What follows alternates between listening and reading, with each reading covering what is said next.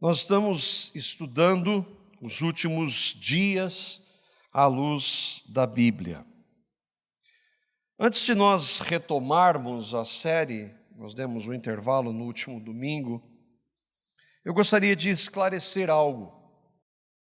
Nessas 2 semanas, eu estive meditando, lendo, pedindo ao Senhor a direção, e eu reconsiderei alguns pontos. Na primeira parte, eu disse que o estudo das profecias é uma das áreas, se não a mais difícil e debatida da Bíblia. Homens de Deus na história discordaram e discordam. Desde que a Bíblia foi formada, o cânon fechado, há diferenças entre irmãos em Cristo.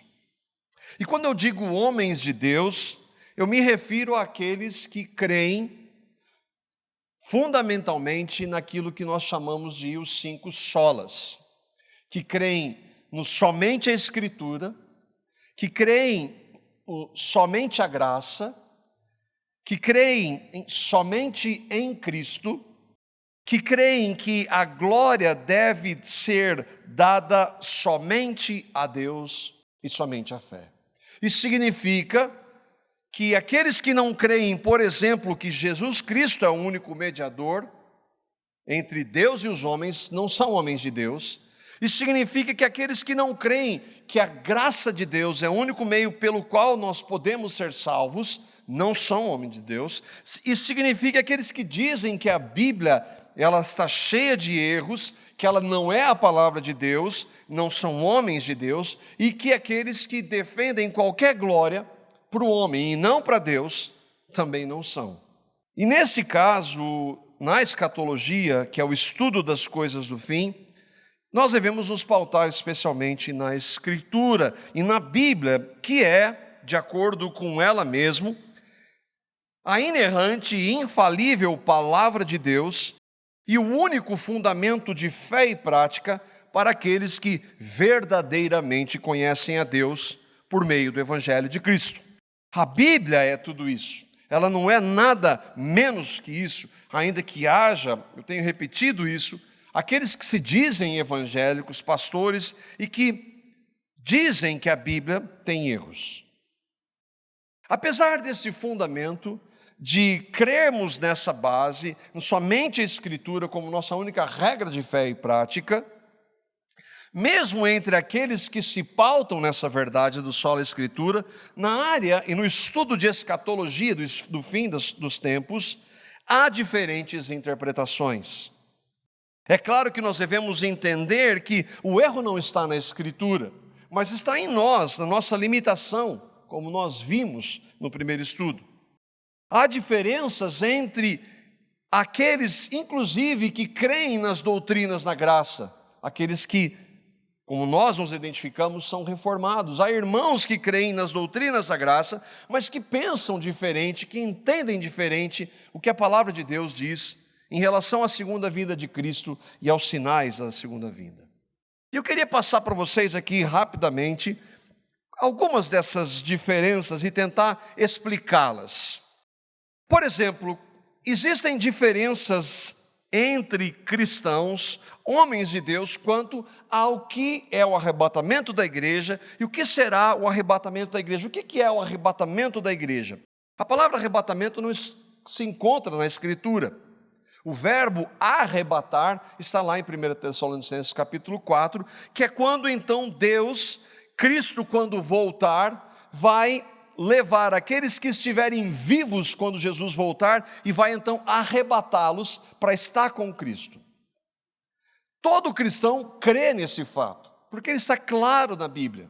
O problema é que há diferentes interpretações para quando isso vai acontecer. E aqui nós temos 3 linhas principais. Aqueles que são pré-tribulacionistas, ou seja, antes da tribulação, esses acreditam que vai haver uma tribulação no final e que Jesus vai retirar a sua igreja antes da grande tribulação.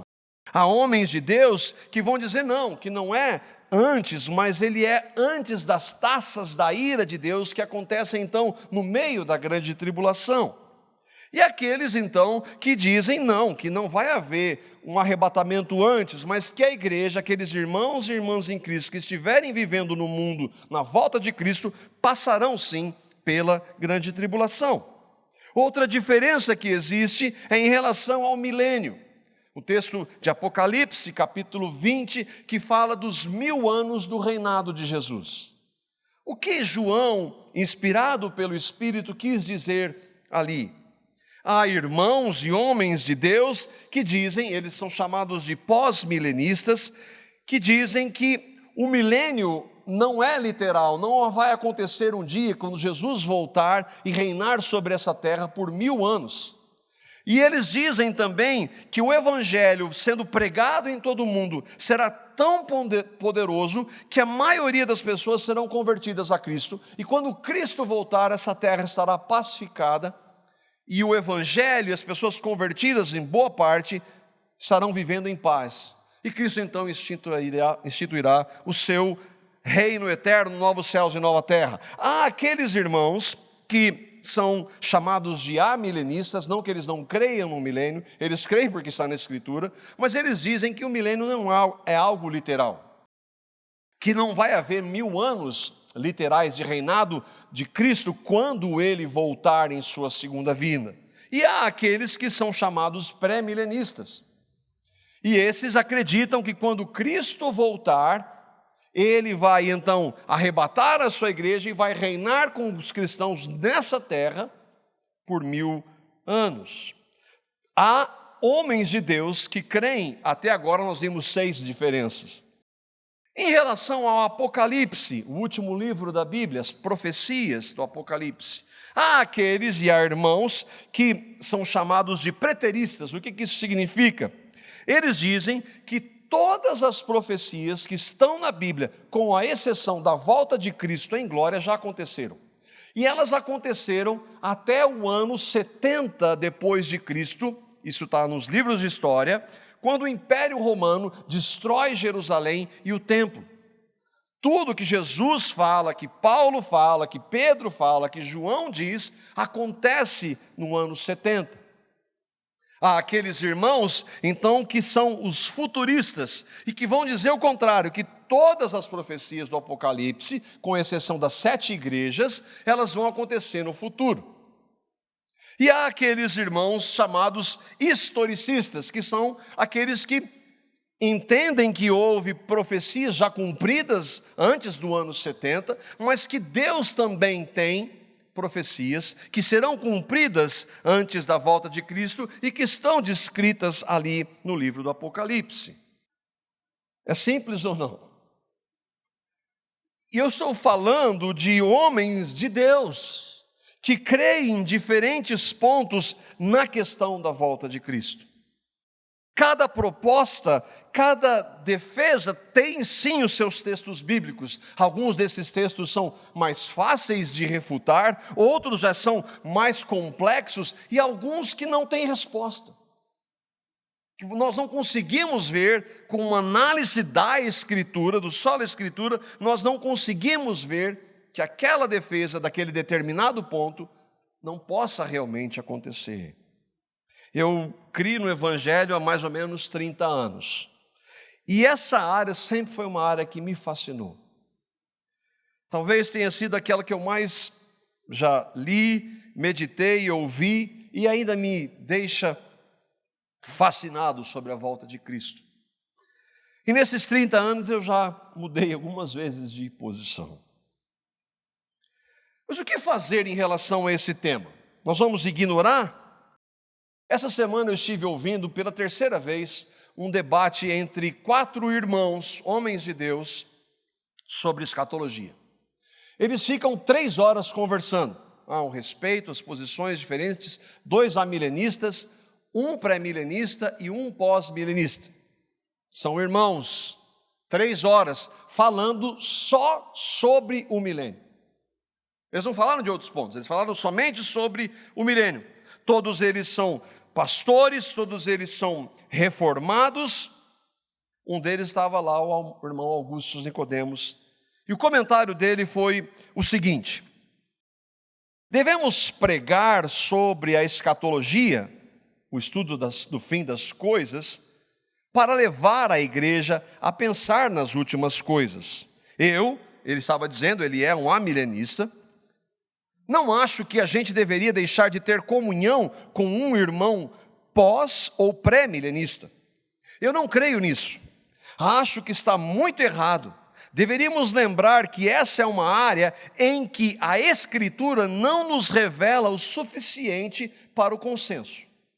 A Escritura é suficiente para a nossa salvação, mas ela não é exaustiva. Há coisas que ela não revela.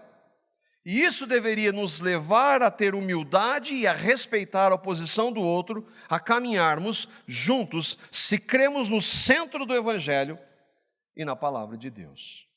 E eu concordo plenamente com ele. Antes eu não concordava, hoje eu concordo. É claro que isso não significa que todo mundo está certo. Então é o seguinte, vocês estão falando coisas diferentes e contrárias, mas está todo mundo certo. Não estão todos certos. Isso não é relativismo.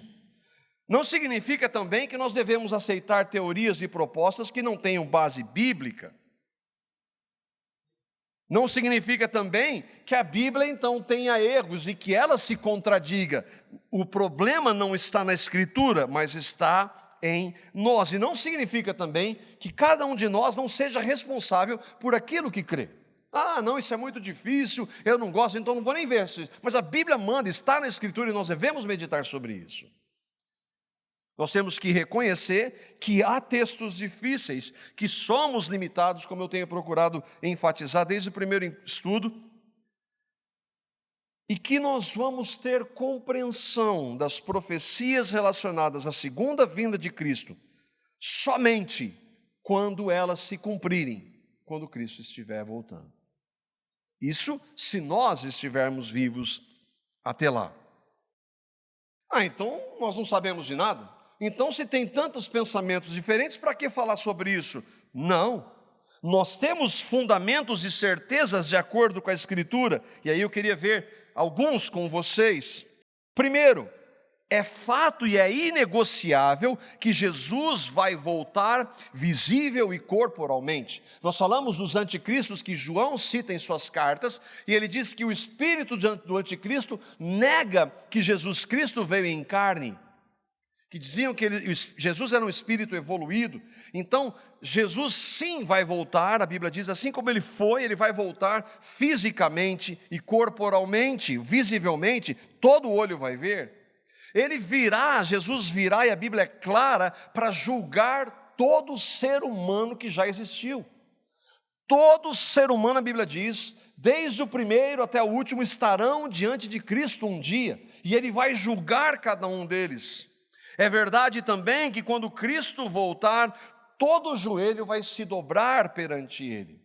Hoje nós temos o privilégio e a alegria de nos dobrarmos diante de Cristo por amor a Ele, por fé, pelo que Ele fez. Mas aqueles que o rejeitam, e há muitos hoje, vão se dobrar diante do senhorio e reconhecer que Jesus Cristo é o Senhor. Isso vai acontecer na sua vinda. Outra verdade que é inegociável: Deus, quando Cristo voltar, irá julgar os ímpios, aqueles que não creram no Evangelho, e esses serão condenados eternamente. Não há meio termo para isso, não há nenhuma outra possibilidade, não existe a ideia de que todos serão salvos no fim, inclusive aqueles que rejeitam a Cristo. E Ele reinará eternamente sobre os cristãos nos novos céus e na nova terra. Então esses fatos, essas verdades são claras na Escritura e nós devemos meditar sobre elas. O que nós cremos, e aí a minha posição, aquilo que nós vimos. Nós cremos que nessa proposta que é chamada historicista, que há sim fundamentos e profecias que já foram cumpridos, muitas delas cumpridas em Cristo na sua primeira vinda e até sim o ano 70, quando Jerusalém foi destruída. Nós cremos que não vai haver um arrebatamento antes da tribulação, que se nós, como cristãos, estivermos naquele momento, nós vamos passar, e eu creio que isso é uma necessidade para a igreja. A igreja precisa ser purificada, e Deus usa tribulações para isso. E sobre o milênio, nós já vamos deixar isso em aberto, porque há posições diferentes, e nós não nos manifestaremos em relação a essa questão, pelo menos hoje. Estamos vendo sobre, então, o anticristo e o falso profeta. Eu conversava com um irmão, ele disse que a introdução foi muito longa no último estudo, mas não tem como nós não passarmos e lembrarmos de alguns pontos para fundamentarmos e tentarmos esclarecermos o que for possível à luz da palavra de Deus. O que nós já vimos no último encontro? Nós vimos que estamos vivendo nos últimos dias, de acordo com a Bíblia, e esses últimos dias eles começaram na primeira vinda de Cristo, quando Cristo veio e a igreja foi instituída pela descida do Espírito Santo. Então, desde aquele momento até a segunda vinda de Cristo, é o período que a Bíblia chama de últimos dias. Nós vimos que Jesus fala do princípio das dores, e houve um princípio de dores e uma tribulação muito grande até o ano 70 depois de Cristo, mas nós cremos que no fim isso vai acontecer novamente em a grande tribulação, e essa realidade ela será futura, e então culminará com a volta de Cristo, vindo sobre as nuvens com poder e grande glória, como a sua palavra assim nos diz. Nós vimos um pouco, entramos aí então no assunto do anticristo, vimos o que essa palavra significa. A palavra anticristo significa não somente contrário a Cristo, mas em lugar de Cristo. Nós vimos onde esse nome aparece, o apóstolo João é que cita a expressão anticristo em suas cartas. Vimos também alguns títulos, ou um título do anticristo no Velho Testamento, e nós vamos ainda ver, não hoje, não vai ser possível, o que ele vai fazer, esse último anticristo, e como será possível identificá-lo. Quais são os demais títulos do anticristo? O que nós vimos no último encontro? Nós vimos lá em Daniel, no capítulo 2, uma imagem que Daniel revela de um sonho que o imperador Nabucodonosor teve. E aquela estátua a ele mesmo, dirigido por Deus, dando glórias a Deus, mostra então que seriam quatro grandes impérios que viriam a partir do imperador Nabucodonosor, a Babilônia, a Média, a Pérsia, a Grécia e Roma, o Império Romano.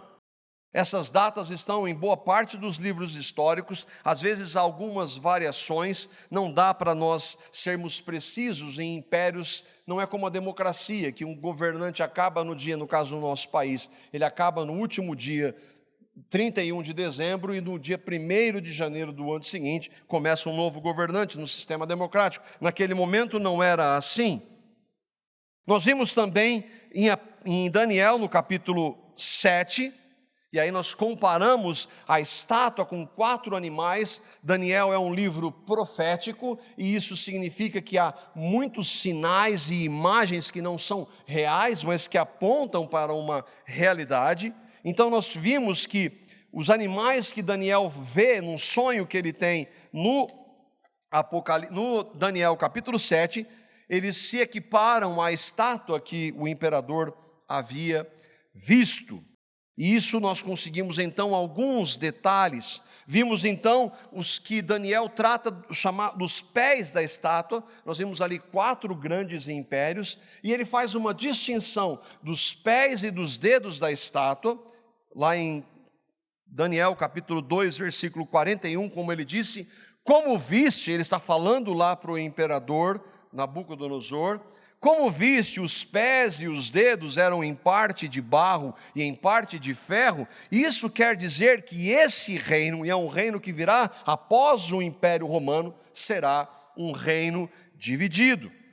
E aí nós vimos que a figura da besta, uma expressão para um animal que não tem nenhuma comparação com aquilo que nós conhecemos, esse animal, assim como a estátua tinha os pés e 10 dedos, esse animal ele tem a sua cabeça e nele 10 chifres que sairão então deste último reino. E nós associamos essas imagens e vimos que o que significam esses chifres e os dedos, eles são 10 reis ou 10 reinos que sairiam então deste último governo, o governo romano, do Império Romano, que nós vimos foi até aproximadamente o século V. E aí então nós lemos o que Daniel, curioso em relação a esse animal, ele quis saber, ali no versículo 8 do capítulo 7, quando ele estava refletindo. Ele diz assim: enquanto eu estava refletindo nos chifres, eu vi um outro chifre pequeno, que surgiu entre eles. E 3 dos primeiros chifres foram arrancados para dar lugar a ele. Esse chifre possuía olhos como olhos de um homem e uma boca que falava com arrogância. Obviamente, como nós ouvimos, ele não está falando de chifres. Esses chifres representam reinos ou reis. Quando Daniel fala para Nabucodonosor, que era o cabeça do Império Babilônico, ele diz: você é a cabeça de ouro, porque ele representava o Império Babilônico. E aqui então esses chifres vão representar reinos ou reis, e eles acontecerão no fim. Então nós vimos que este pequeno chifre, então, para ver um dos nomes do anticristo no Antigo Testamento. E concluímos então que durante a grande tribulação, que Jesus diz em Mateus 24, antes da volta dele, surgirá na terra a besta. Nós vamos ver isso ainda em Apocalipse capítulo 13, e que será um governo, ou um império, ou um reino, que terá os 10 pés, os pés e os dedos, ou os 10 chifres, e que comandará o mundo. Nós vamos ver isso ainda. O líder desse reino será o anticristo, também chamado de pequeno chifre. Isso aqui para nós lembrarmos do que nós vimos no último encontro. No livro de Daniel, há ainda outros textos que falam e que fazem menção a esse futuro líder. E um destes textos é conhecido como as 70 semanas de Daniel. O irmão Kenneth Gentry, ele faz um comentário em relação a esse texto que aqueles que leem e estudam escatologia estão familiarizados. Ele diz assim sobre o texto, para nós vermos onde nós vamos entrar agora. As 70 semanas de Daniel capítulo 9, os versos 24 a 27, é provavelmente uma das profecias mais familiares do Antigo Testamento para os estudantes evangélicos de escatologia. Todavia, ao mesmo tempo, ela é uma das passagens mais mal entendidas. É segundo esse irmão, uma difícil profecia. Se nós vimos as diferenças lá naquelas 3 linhas, em relação às 70 semanas, então, elas são bem mais diversas. Agora, o ponto é que a diferença, ela está nos detalhes. Ela está na compreensão dos detalhes e não na fidelidade ou na veracidade do relato de Daniel. Porque esse mesmo Daniel que escreve o capítulo 9 é aquele que escreveu o capítulo 2 e o capítulo 7. E que, de acordo com o capítulo 2, ele profetizou aqueles 4 grandes impérios antes deles surgirem. E ele então profetizou, por quê? Porque ele estava inspirado pelo Espírito Santo para poder dizer o que aconteceria no futuro. E aqui em Daniel capítulo 9 não é diferente disso. Há alguns eruditos intelectuais, entre gentios e judeus, teólogos, mas lembre-se, nem todo teólogo ele crê no Evangelho. Eles dizem que Daniel, não era possível que Daniel escrevesse capítulo 9, versículos 24 a 27, antes de acontecer. O relato é tão específico que esses estudiosos que negam a inerrância da Escritura dizem que Daniel, o texto foi escrito tempo depois, para depois então ser atribuído a Daniel, para mostrar então que aqueles que acreditam no relato de que Daniel escreve isso há aproximadamente 550 anos antes de Cristo, era um fato, não era fato, mas era falso. Acontece que há provas evidentes de que este escrito foi realmente produzido no ano que boa parte dos estudiosos que creem na palavra defendem, aproximadamente no ano 550 depois de Cristo. E aqui é uma das evidências. Este é o Museu do Livro, ou o Santuário do Livro, que fica em Israel. Ele tem esse formato porque na época os livros não eram como nós temos hoje, eles eram pergaminhos, rolos que eram abertos, e então as pessoas poderiam ler ou desta forma, não havia o sistema que nós temos hoje.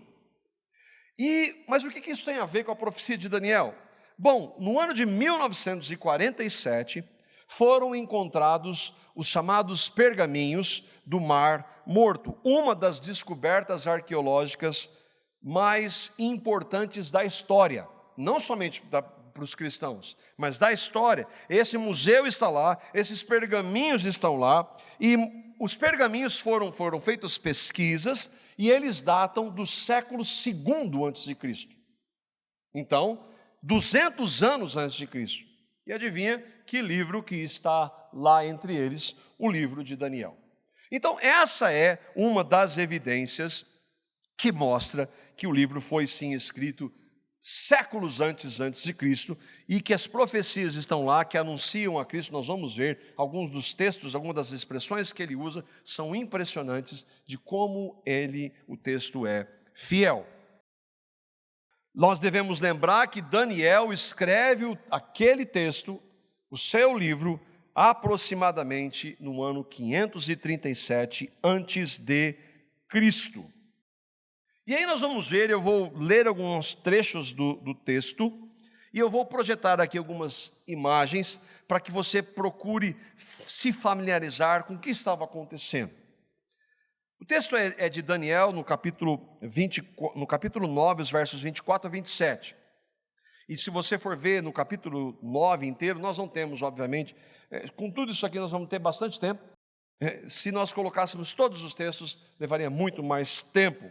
O fato é que o texto é de Daniel, capítulo 9, e no início diz assim: no primeiro ano do rei Dario o Medo, provavelmente em 537 a.C., Daniel estava meditando no livro do profeta Jeremias. Ele estava lendo o profeta Jeremias, contemporâneo a ele, e lendo especificamente o capítulo 25 e o capítulo 29 de Jeremias.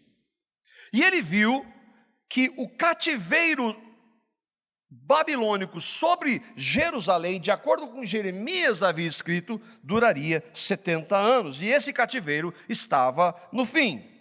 Ele estava meditando, e diante disso, então, essa imagem tenta retratar isso, ele começa a orar, e ele começa a falar com Deus, e se humilhar, pedindo perdão pelos seus pecados, e pelos pecados da nação. Creio que nós devemos nos familiarizar com isso, reconhecendo a soberania de Deus, e que a nação estava no juízo, debaixo do juízo de Deus. Mas ele cria, apesar da ira de Deus estar sobre o povo, condenando aquele povo por seus pecados, ele cria na misericórdia de Deus. E então Deus envia a resposta, e os versículos 21 a 22 dizem assim, a imagem está aí, retratando o anjo Gabriel, e diz assim o texto: enquanto eu estava em oração, Gabriel, o homem que eu tinha visto na visão anterior ao anjo Gabriel, veio voando rapidamente para onde eu estava à hora do sacrifício da tarde, e ele me disse. Então tudo aquilo, esse é o capítulo 9, Daniel está orando, clamando misericórdia a Deus pelos pecados seus e do povo, conquanto nós não vejamos pecado na vida dele no livro todo, mas ele está se incluindo nisso, e ele estava meditando no livro do profeta Jeremias. Aqui nós temos tantas verdades. Ele estava meditando, lendo e orando em cima da palavra de Deus, como nós devemos fazer no nosso tempo hoje. E aí então, nos versículos 21 a 23, depois que o anjo chega a ele, o anjo vai lhe dizer, versículos 21 a 23, diz assim, aqui é o anjo Gabriel dizendo: Daniel, agora vim para dar a você a percepção e entendimento. Vim dar a você percepção e entendimento. Assim que você começou a orar, houve uma resposta que eu trouxe a você, porque você é muito amado. Por isso, preste atenção à mensagem para entender a visão. Tudo isso como introdução. Agora nós entramos nos versos 24 a 27 do texto de Daniel 9, que diz assim. Essa é o que Gabriel está dizendo para o Daniel diante da oração dele.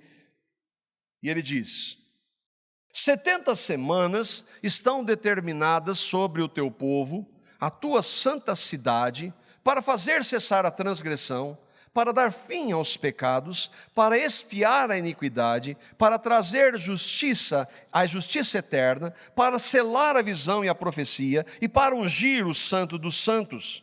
Sabe e entende, desde a saída da ordem para restaurar e para edificar Jerusalém, até o ungido, o príncipe, 7 semanas e 62 semanas. As praças e as circunvalações se reedificarão, mas em tempos angustiosos.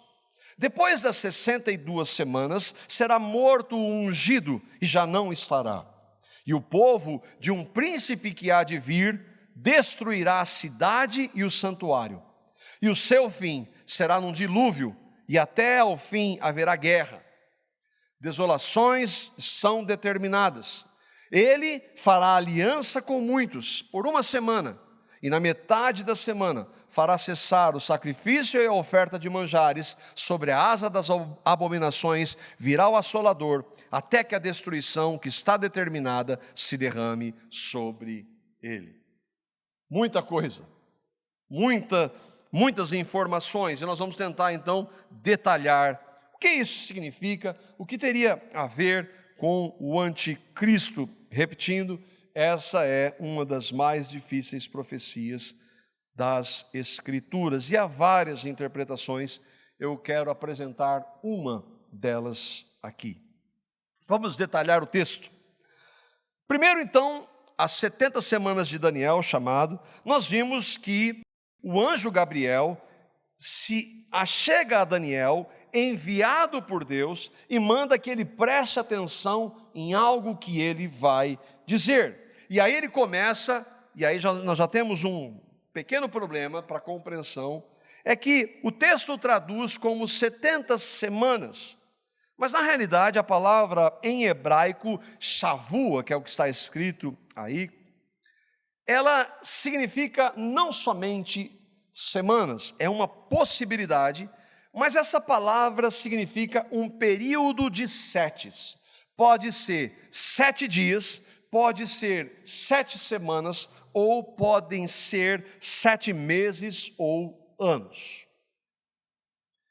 E aqui então nós já temos uma diferença, mas que nesse aspecto, se você for olhar, a maioria dos estudiosos e intérpretes vão dizer que estas semanas aí, porque está traduzido 70 semanas, elas não são semanas de dias, mas são semanas de anos, e isso é possível de acordo com a Escritura. O texto não retrata, ele diz 70 semanas, mas as implicações é que estas semanas sejam de anos. E aqui então, uma das possíveis explicações da palavra, nós temos aí a palavra no hebraico, e que essa compreensão diz que Daniel, como todos os judeus, estaria familiarizado com o conceito de 7 anos da lei mosaica, por exemplo, estipulando que o 7º ano seria um ano sabático, ou que nessa semana, o 7º dia da semana, que seria um ano que deveria ser, a terra deveria estar descansando para que eles pudessem novamente plantar no ano seguinte. E aí então é chamado de semana. Há vários textos, mas como nós temos tempo, esse é um dos textos, Levítico capítulo 25, versos 1 a 6, você pode depois olhar. Um irmão, que é aquele que eu estive meditando, chamado John Gill, ele foi um pastor batista no século XVIII, ele foi pastor antes do Charles Spurgeon ser pastor na Catedral Metropolitana em Londres, um estudioso da palavra, foi um dos primeiros a escrever um comentário de toda a Escritura. Esse irmão, ele diz assim: esse espaço de 70 semanas não deve ser entendido como semanas de dias, pois é um tempo muito curto para a realização de tantos eventos mencionados. Nem foram cumpridos em tal espaço de tempo, mas de semanas de anos, e compõem, portanto, 490 anos. Por quê? Porque são 70 semanas, ou são 70 séries de 7 anos. Então seriam 70 vezes 7 anos, 490 anos. Nós vamos ver que isso, com o texto, vai ficando mais claro. Portanto, o primeiro ponto do texto é que estas 70 semanas são 70 semanas de anos, totalizando 490 anos. Elas estão determinadas, a palavra diz. Bom, quem determinou estas semanas, ou este período? É o próprio Deus que manda o anjo Gabriel. Nós vamos ver no final do estudo, se o Senhor permitir, como o próprio Cristo vai falar depois com Daniel. E ele usa o anjo. Aqueles que não creem nessa verdade, os incrédulos, não vão acreditar na realidade espiritual que existe e nós sabemos está em toda a Escritura. Então, até aqui há uma concordância. 490 anos estão determinados sobre, é a próxima palavra, sobre o quê? Sobre o teu povo e sobre a tua cidade. Nós estamos ainda no versículo 24. 490 anos, Daniel, estão determinados por Deus sobre o teu povo e a tua santa cidade. Está absolutamente claro quem é, dentro do contexto, quem é. Mas nós vamos ver o próprio Daniel nos versículos anteriores, os versículos 16, 19 e 20, falando quem é o povo e qual é essa santa cidade, que eu já coloquei aí na imagem, mas que nós vamos ver no texto. Versículos 16, 19 e 20 desse mesmo capítulo 9 diz: ó Senhor, isso é aquele momento, lembra que Daniel está orando a Deus, e ele diz: ó Senhor, segundo as tuas justiças, aparte-se a tua ira e o teu furor da tua cidade de Jerusalém. Por quê? O que estava acontecendo? Israel estava debaixo do Império Romano. Por quê? Porque Deus havia derramado a sua ira contra eles, porque eles haviam pecado e rejeitado. Então, aqueles que dizem que o Deus da Bíblia é um Deus que é só amor, há inúmeros textos que mostram o contrário. Mas ele diz: a tua cidade de Jerusalém. Versículo 19: ó Senhor, ouve por tua cidade e o teu povo, chamados pelo teu nome. E aí ele diz: confessava eu o meu pecado e o pecado do meu povo Israel. Bom, então eu creio que está absolutamente claro, até aqui nenhum problema de compreensão. São 490 anos que Deus estabelece sobre Israel, o povo judeu, e sobre a cidade de Jerusalém. Aqui que nós resumimos então, Deus, por meio do anjo Gabriel, diz ao profeta Daniel que ele, Deus, determinou 490 anos sobre Jerusalém e sobre o povo judeu. Mas ele determinou o quê? E nós ainda estamos no texto, vamos ler agora a continuidade dele. Os 70 semanas, ou 490 anos, estão determinadas sobre o teu povo, os judeus, o povo de Israel, e sobre a tua cidade santa, para dar fim aos pecados, expiar a iniquidade, trazer a justiça eterna, para selar a visão e a profecia e para ungir o santo dos santos. Então Deus está dizendo, Daniel, daqui 490 anos, isso vai acontecer. Irmãos, quem, quando e onde aconteceu isso? É impossível nós não vermos isso. E é por isso que os incrédulos, os eruditos vão dizer, não é possível que esse homem tenha escrito isso 500 anos antes de Cristo. Porque é exatamente isso que o texto está dizendo. Quem fez tudo isso? Cristo fez tudo isso. Ele deu fim aos pecados, Atos 5,31. Deus com sua destra o exaltou, Cristo a príncipe salvador, a fim de conceder a Israel o arrependimento e a remissão dos pecados, para expiar a iniquidade, Efésios 1,7, redenção pelo sangue de Cristo e remissão dos pecados, para trazer a justiça eterna, Romanos capítulo 5, versículo 21, a fim de que como o pecado reinou pela morte, assim também reinasse a graça pela justiça para a vida eterna, mediante Cristo Jesus, o nosso Senhor, para selar a visão e a profecia. Hebreus capítulo 11, versículo 1 diz que tendo Deus outrora falado muitas vezes aos pais pelos profetas, nesses últimos dias nos falou pelo Filho. Ele encerrou em Cristo, a ungir o santo dos santos, Hebreus 9,12, Cristo pelo seu sangue entrou no santo dos santos, uma vez por todas, tendo obtido eterna redenção. A profecia não era só para os judeus, porque o texto está dizendo sobre o teu povo e a tua santa cidade. Mas você falou que é Cristo, e ela não era só para os judeus? Um judeu, 600 anos depois, vai escrever sobre isso. João capítulo 1, versículos 10 a 12. E aqui entramos eu e você, que somos gentios.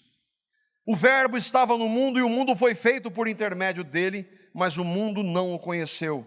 Veio para o que era seu, mas os seus não o receberam, mas a todos quantos o receberam, deu-lhes o poder de serem feitos filhos de Deus, a saber, os que creem no seu nome. Os judeus rejeitaram a Cristo, rejeitaram essa profecia, como muitos ainda rejeitam hoje. Mas Cristo veio como cumprindo a profecia do profeta Daniel. E aqui eu queria abrir um parênteses que é importante. A Bíblia diz que eu e vocês somos pecadores, que não podemos mudar esse estado, que a nossa religião não pode, os nossos atos não podem, que nada que nós fazemos pode mudar, e debaixo do nosso pecado, nós estamos debaixo da ira de Deus. Mas essa mesma palavra diz que Deus amou pecadores como nós, que deu o seu Filho, anunciado em todo o Antigo Testamento, e tão claramente pelo profeta Daniel, que Cristo veio, o ungido, e realizou tudo isso que nós lemos, deu fim aos pecados, expiou a iniquidade, trouxe a justiça eterna, e todos aqueles que creem em Cristo, se arrependendo de seus pecados, crendo no que Ele fez na cruz, recebem perdão deles, vida eterna, uma nova vida. Todos aqueles que creem em sua morte e ressurreição com Cristo, recebem a vida de Cristo, e ainda que não compreendam escatologia tão plenamente, tenha certeza da nova vida que Ele concedeu. Cristo cumpriu todas essas verdades. E aqui nós temos algumas diferenças de alguns irmãos que pensam que boa parte, ou pelo menos metade destes 6 pontos, eles vão ser plenamente atingidos quando Cristo voltar. Eu creio que Cristo cumpriu exatamente isso na sua primeira vinda, na sua morte e ressurreição. O que nós podemos ver então? Deus determinou 490 anos sobre os judeus de Jerusalém, para que a obra de Cristo, do Messias que eles esperavam, ou o ungido, como nós vamos ver, acontecesse. Quando isso aconteceu?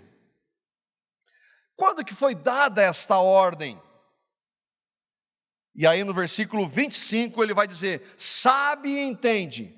Ele está falando para Daniel, Daniel está entendendo a profecia que está sendo anunciada, mas quando começa esses 490 anos, ou essas 70 semanas, ele diz, sabe e entende. Dada a saída de ordem para restaurar e edificar Jerusalém, até o ungido, então, a profecia tem 490 anos, ou, para nós ficarmos dentro do texto, 70 semanas. Ela começa quando a ordem para sair e restaurar Jerusalém, e ela termina até o ungido príncipe. Não, diz assim o texto, nesse período serão 7 semanas e 62 semanas. Quanto que dá 7 semanas e 62 semanas? 69. Mas não são 70? Desde a saída da ordem para restaurar Jerusalém até o ungido, e ungido é a palavra hebraica para Messias, que é o Cristo, passariam então 69 semanas, ou melhor, 483 anos. Essa é a conta. Tem que, além de entender o português, tem que saber fazer conta também. E aqui está o que a palavra de Deus está dizendo. Por isso que essas semanas não são de dias.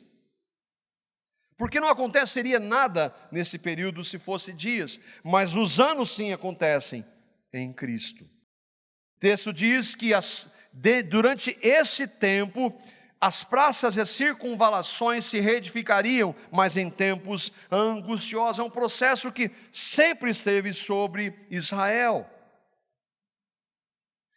Onde que está essa determinação? E há 2 textos principais, Esdras capítulo 7, Neemias capítulo 2, onde Esdras é o mais provável. Esdras era um escriba temente a Deus que estava no exílio da Babilônia. Ele estava debaixo do governo agora do rei Artaxerxes I. E o capítulo 7 diz que o rei permite, no livro de Esdras, nós não temos tempo para ler todo o texto, retornem para Jerusalém. E a permissão era para construir o templo e então restabelecer os sacrifícios que estavam interrompidos. Jerusalém estava destruída, havia sido destruída pelo Império Babilônico. E no capítulo 7 nós lemos esse texto. Capítulo 7 de Esdras, os versos 7 e 9 diz assim: no 7º ano do reinado de Artaxerxes, personagem histórico, no dia 1º do 1º mês, ele saiu da Babilônia e chegou a Jerusalém, no 1º dia do 5º mês, quando a boa mão de seu Deus estava sobre ele. Ele quem? Esdras, porque o rei havia autorizado que ele saísse e fosse para Jerusalém. Agora, quando que esse 7º ano do reinado de Artaxerxes, no 1º dia do 1º mês, acontece? Quanto é que isso dá nos nossos dias? Nós colocamos desde o início, nós não podemos ser precisos nas datas, mas datas aproximadas são claras. E aqui o texto nos mostra, Deus está falando então, por meio de Gabriel para Daniel, desde a saída da ordem para restaurar e edificar Jerusalém. Quando isso acontece, nós acabamos de ler, no 7º ano do reino de Artaxerxes, no 1º dia do 1º mês. Quando que isso significa no nosso tempo? Na história isso mostra, ano 457 antes de Cristo. Então, no ano 457 antes de Cristo, é dada esta ordem. Bom, até ungido ao Messias, alguma dúvida? Ou ao príncipe, de quem seja? Então essa ordem do ano começou no ano 457 e passados 483 anos, ela chegaria a Cristo. 483 anos, ou 7 semanas e 62 semanas, elas começam na saída da ordem e acabam em Cristo. É o que Cristo fez naqueles 6 pontos que nós vimos, então, no versículo 24. Versículo 26 diz assim, nós estamos voltando para o texto, andamos versos 24 e 25. Versículo 26 diz: depois das 62 semanas, ou dos 483 anos, será morto o ungido e já não estará. Alguma dúvida de que o ungido é o Messias? E o povo de um príncipe que há de vir destruirá a cidade e o santuário, e o seu fim será num dilúvio, e até o fim haverá guerra, desolações são determinadas. Lembre, Daniel, quando está exilado na Babilônia, Jerusalém e o templo estão destruídos. Eles seriam reconstruídos e novamente destruídos. Quando isso aconteceu? A história mostra, não a Bíblia não relata, mas a história mostra quando isso aconteceu. O que nós estamos vendo aqui? Depois das 62 semanas, será morto o ungido, e ele já não estará. Depois das 62 semanas, é claro, 7 semanas, mais 62 semanas, 69 semanas, que equivalem a 483 anos. Depois desses 483 anos, começa, está faltando uma semana. Lembra que o relato diz, 70 semanas estão determinadas. E aí acontece a 70ª semana, quando, obviamente, e aqui a diferença entre alguns irmãos, ela acontece exatamente após a 69ª. Alguns irmãos vão dizer que essa semana existe um intervalo gigante, mas o texto não diz isso. Então nós cremos que é a sequência, e é nesse momento, depois dessa 69ª semana, então, é que é morto o ungido. Mas não é 62? Sim, 7, lembra? Mais 62. Os últimos 7 anos para que a profecia seja, então, cumprida. E quando isso aconteceu, o povo de um príncipe, ele diz, que há de vir, destruirá a cidade e o santuário. E isso aconteceu no ano 70 depois de Cristo, passada a 7ª semana. Cristo morre em algum momento, e aqui nós vamos tentar trazer uma interpretação. Cristo morre em algum momento, o Senhor Jesus morre em algum momento da 70ª semana. O texto diz, e o povo de um príncipe que há de vir, destruirá a cidade e o santuário. Gabriel anuncia isso, o anjo Gabriel. Quem é esse povo de um príncipe que há de vir? Roma, são os romanos. E o príncipe, e aqui então nós temos a possibilidade de um dos nomes, esse príncipe é o anticristo. É um dos anticristos. Tudo isso nós estamos meditando em relação a quais os nomes do anticristo antes do Antigo Testamento. Já vimos o pequeno chifre, e agora estamos vendo esse outro nome que o profeta Daniel dá. Gabriel anuncia a Daniel a destruição do templo. E que nós vamos ver isso mais claramente quando nós lermos novamente, não hoje, mas Jesus dizendo em Mateus 24, quando ele faz menção do que Daniel escreveu em seu livro. Vimos os 24, 25, 26, vejamos agora o versículo 27, que é, sem dúvida, o mais difícil. Diz assim: ele fará firme aliança com muitos por uma semana, e na metade da semana fará cessar o sacrifício e a oferta de manjares. Sobre a asa das abominações virá o assolador, até que a destruição que está determinada se derrame sobre ele. Esse, o assolador, que é um outro nome, então, para o anticristo. Ele aqui, quem é ele que fará uma firme aliança com muitos por uma semana? Aqui, para nós termos uma ideia, há irmãos que atribuem esse ele, porque o texto não identifica, a Cristo. Mas se nós vamos ver, o contexto é, na sequência, o povo de um príncipe que há de vir. Esse príncipe é ele. Então ele vai fazer uma aliança com muitos. Quem são esses muitos? A palavra não especifica. Ela não diz. Mas o que nós sabemos? No período, e aqui alguns irmãos vão entender assim, que no período, isso é claro historicamente, no período do Império Romano, especialmente no período de Cristo, apesar de guerras, de revoluções dos judeus, havia chamada paz romana, que havia sido estabelecida pelo Império. Então alguns irmãos vão interpretar que essa paz aí se aplica àquele momento. E o irmão John Gill, aquele que eu citei, John Gill, diz assim: isso deve ser interpretado pelo povo romano, mencionado na última parte do versículo 26, do povo que há de vir, os quais, a fim de cumprir seu objetivo de destruir a cidade e o templo de Jerusalém, fizeram as pazes com muitas nações e firmaram aliança com eles pelo espaço de uma semana ou 7 anos. O assolador, que nós vemos no texto, e o príncipe que há de vir são a mesma pessoa, ou outros nomes para o anticristo. O que é a asa das abominações? É algo que ele fará contra o povo de Deus. E aí nós vamos ver como isso aconteceu na história, no ano 70 depois de Cristo.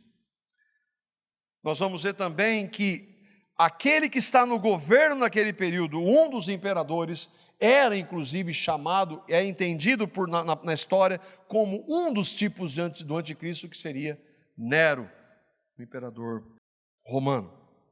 O que nós podemos ver então, e aqui um resumo, a tentativa de interpretação com o quadro aqui, para que nós possamos compreender um pouco melhor essa difícil passagem. As 70 semanas de Daniel, portanto, são 490 anos. E aqui não há dúvida entre boa parte dos estudiosos da Escritura. Eu creio que o texto mostra com clareza. Esses 490 anos, ou 70 semanas, elas estão divididas em, lembra que ele falou 7 semanas e 62 semanas? Bom, esses dois períodos dão um total de 69 semanas, ou 483 anos.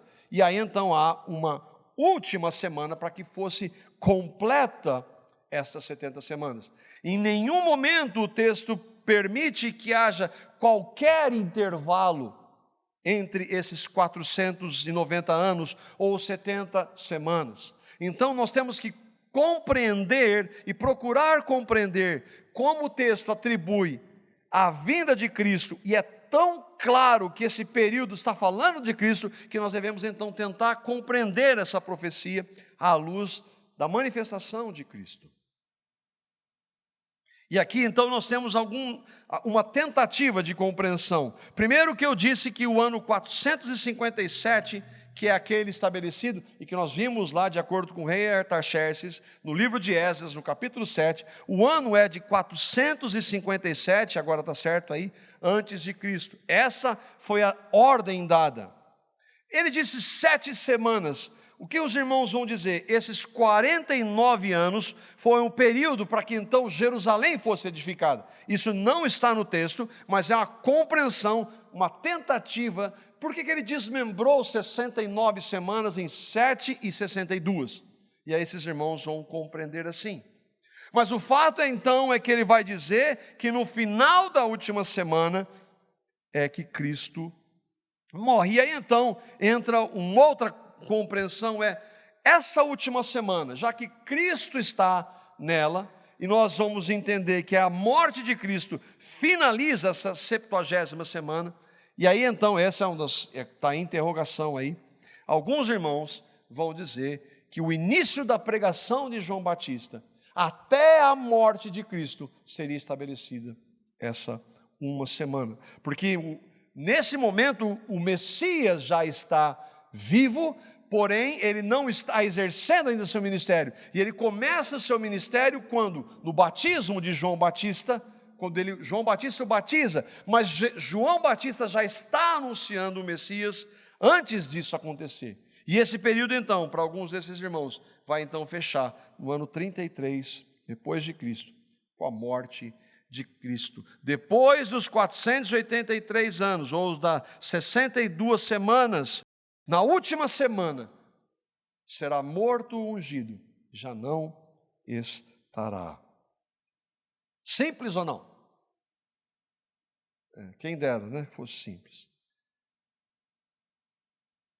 Essa é uma das tentativas.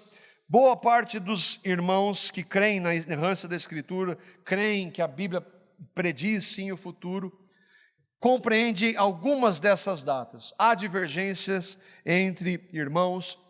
Eu creio que essa compreensão talvez seja a que menos dificuldades tem.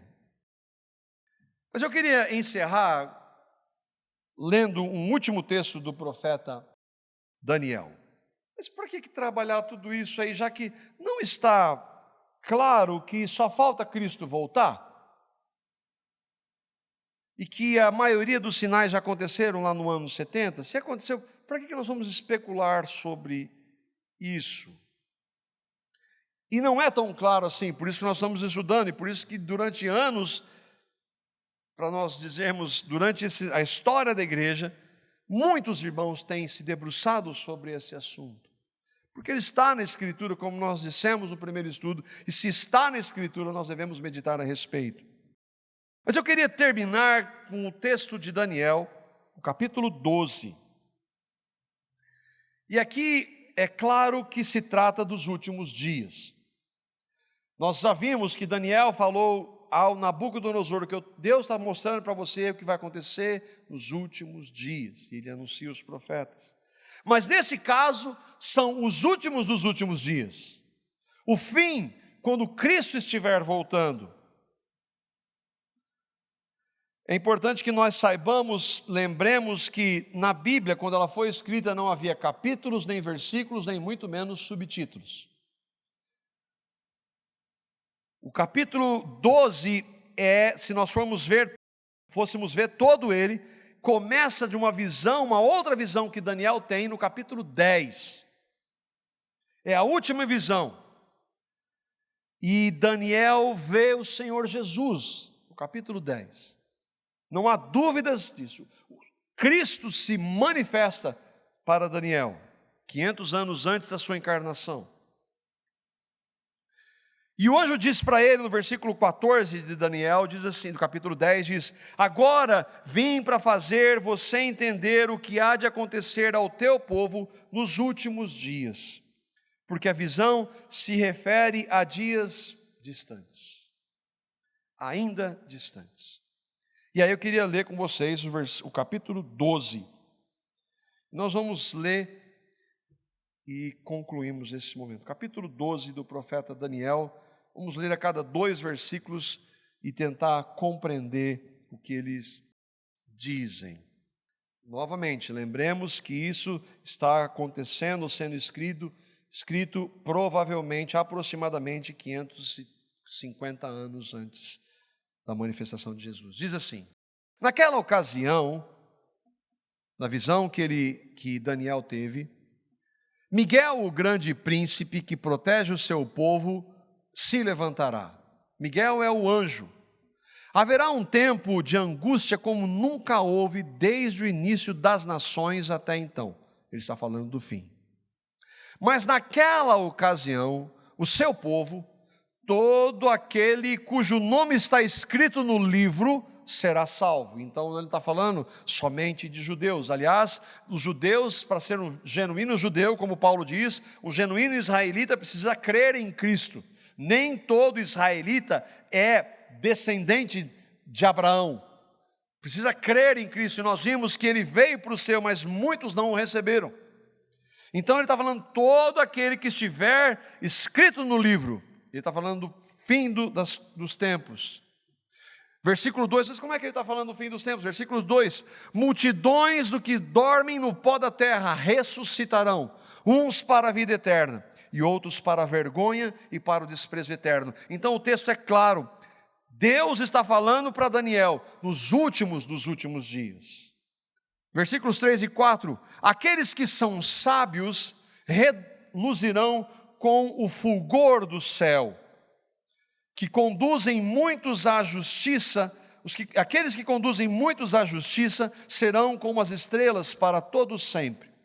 Mas você, Daniel, feche com o selo as palavras do livro até o tempo do fim. E é o que ele vai fazer daqui a pouco. Ele não vai escrever mais nada, o livro acaba no capítulo 12. Muitos irão por todo lado em busca de maior conhecimento. E esse conhecimento aqui, irmãos, é o conhecimento da palavra. Em busca do conhecimento das Escrituras, do estudo das Escrituras. Então eu, Daniel, olhei e eis que estavam em pé outros dois, um de um lado do rio e o outro do outro lado. Por quê? Porque lá em Daniel, no capítulo 10, ele vê Jesus no rio, e aí há dois seres ali que são anjos, e um deles disse ao homem vestido de linho, esse homem vestido de linho, se você for ver no capítulo 10, é o Senhor Jesus Cristo, que estava sobre as águas do rio. Esses anjos perguntam, quando se cumprirão essas maravilhas que nós acabamos de ler? E o homem vestido de linho, que estava acima das águas do rio, ergueu para o céu a mão direita e a mão esquerda, e eu, Daniel, o ouvi jurar por aquele que vive para sempre, o Deus Pai, dizendo, haverá um tempo, tempos e meio tempo, quando o poder do povo santo for finalmente quebrado, todas essas coisas se cumprirão. Aí o Daniel fala uma coisa que nos consola, eu ouvi, mas não compreendi. Por isso eu perguntei, meu Senhor, qual será o resultado de tudo isso?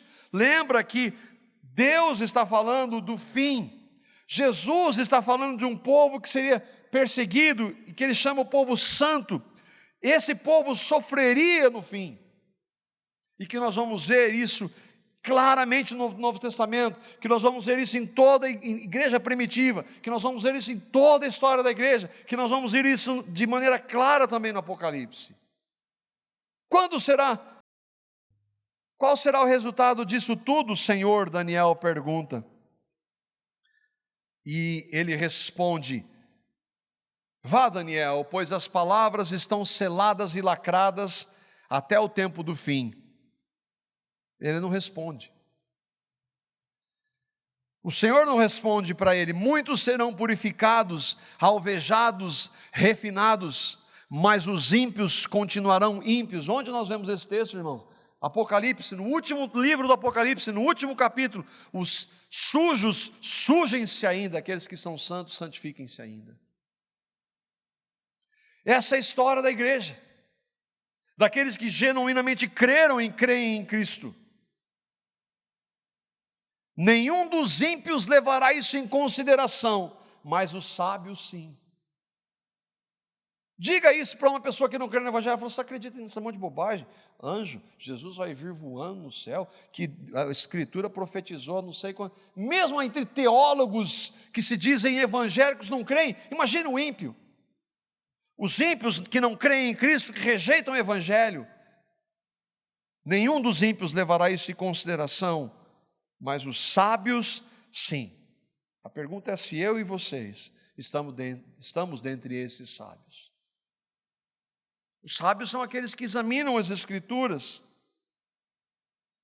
Depois de abolido o sacrifício diário e colocado o sacrilégio terrível, lembra que ele falou lá no capítulo 9, isso aconteceu com Antíoco Epifânio, isso aconteceu no ano 167 a.C., isso aconteceu quando a abominação veio sobre o templo em Jerusalém no ano 70, e isso vai acontecer antes da volta de Cristo.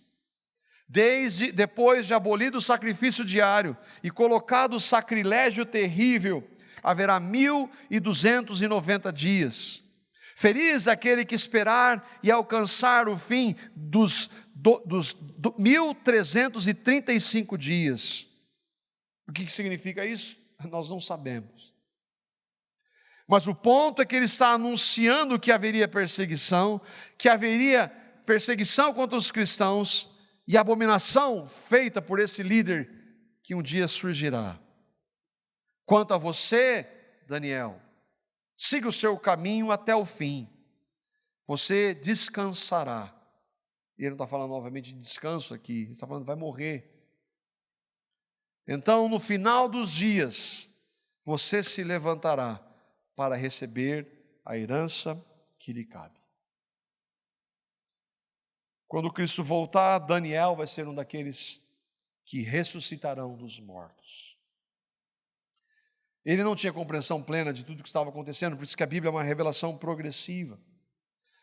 E hoje nós temos o privilégio de ter os evangelhos, de ter as cartas, e nós vamos ver, semana que vem, se o Senhor permitir, como Paulo, em sua carta, segunda carta aos Tessalonicenses, vai falar muito mais claramente desse homem, desse líder anticristo, e vai falar de um dos sinais que mostram a manifestação do anticristo, que Paulo fala claramente, a apostasia. E é algo que talvez nós estejamos vendo hoje. Muitos daqueles que se professam cristãos, igrejas evangélicas, abandonando a fé, abandonando as verdades da Escritura.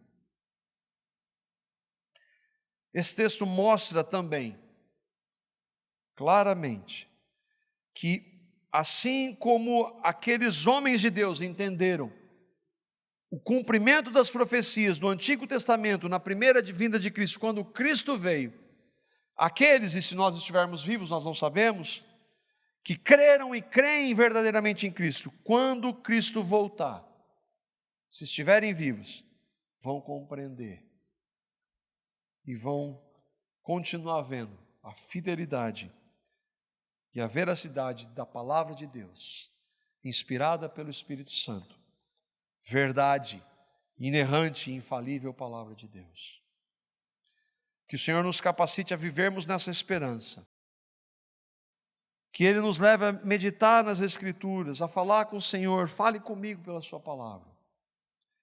Que Ele revele o Evangelho àqueles que ainda não creem, para a sua honra e glória.